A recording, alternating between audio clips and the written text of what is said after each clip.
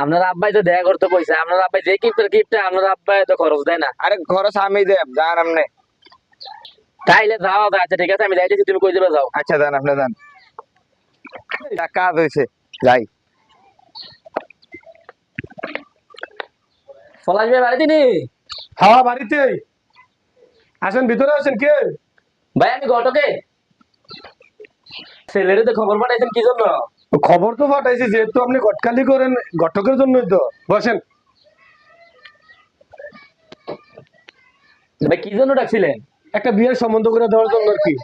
কার বিয়ের সম্বন্ধ? ও ছেলে তো বড় হইছে, ছেলের বিয়ের সম্বন্ধের জন্য। আপনি আমার এই দুধের ছেলেটার দিকে দেখেন, আমারে দেখেন না।